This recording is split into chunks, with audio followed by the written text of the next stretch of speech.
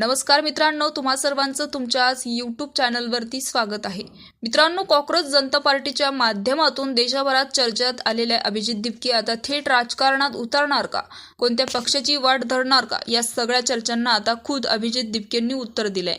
त्यांच्या या विधानामुळे राजकीय वर्तुळात पुन्हा एकदा चर्चांना उधाण आलंय। नेमकी काय म्हटले दिपके पाहूयात आजच्या व्हिडिओच्या माध्यमातून। कॉक्रोच जनता पार्टीचे संस्थापक अभिजित दिपके यांनी सोशल मीडियावरील एका गमतीत सुरू झालेल्या पक्षाने कधीही न झुकणाऱ्या सरकारला झुकवून त्यांच्या मंत्र्यांचा राजीनामा देण्यास भाग पडलाय। त्यानंतर आता अभिजित दिपके कॉक्रोच जनजी यांना अख्ख्या देश गंभीर्याने घेऊ लागला आहे।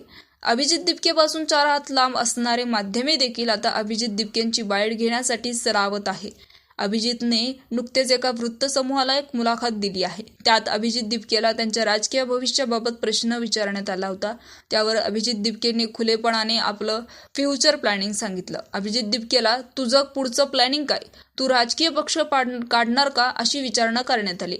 त्यावेळी अभिजित दिपकेंनी उत्तर दिले की या आंदोलनात मला एक समजलं आहे की राजकीय नेते समजून जनतेला घेत नाहीत। लोकांची सर्वात मोठी तक्रार ही त्यांचे म्हणणे कुठे ऐकून घेतले जात नाही ही आहे।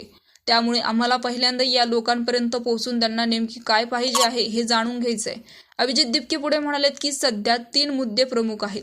शिक्षण जे संपूर्ण देशाला प्रभावित करते, बेरोजगारी जे आंदोलनात असणाऱ्या मोठ्या वयांच्या लोकांची समस्या आहे, तिसरं म्हणजे देशाच्या संस्था आणि व्यवस्था यांच्यावरचा लोकांचा उडत चाललेला विश्वास। अभिजित दिपकेंनी राजकारणाबाबत खुलेपणाने भाष्य केले। ते म्हणालेत की आम्ही कोणत्याही राजकीय पक्षात प्रवेश करणार नाही। हा एक रिस्पॉन्स ग्रुप आहे। हा ग्रुप पुढच्या निवडणुकीपर्यंत वेगवेगळ्या मुद्द्यावर काम करणार आहे। आम्ही जनतेच्या युवकांचा आवाज उठवणार आहोत। अभिजित दिपके पुढे म्हणालेत की त्याचबरोबर अभिजित दिपकेला आता तुमच्या घरी राजकीय व्यक्तींचे येणे जाणे वाढले आहेत, कोणत्या पक्षाने ऑफर वगैरे दिली आहे का, असं विचारण्यात आलं।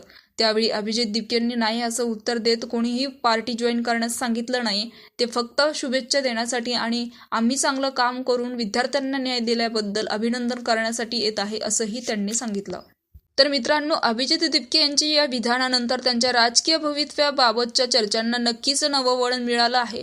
पक्षप्रवेश नाही, पण जनतेचा आवाज बनून काम करण्याचा निर्धार त्यांनी व्यक्त केलाय। आता दिपकेंची पुढची चाल काय असणार याकडे सर्वांचं लक्ष लागलंय। तर मित्रांनो, याविषयी तुमचं मत नक्कीच कमेंट बॉक्समध्ये कळवा। चॅनलला सबस्क्राईब करा। तूर्तास धन्यवाद। जय महाराष्ट्र।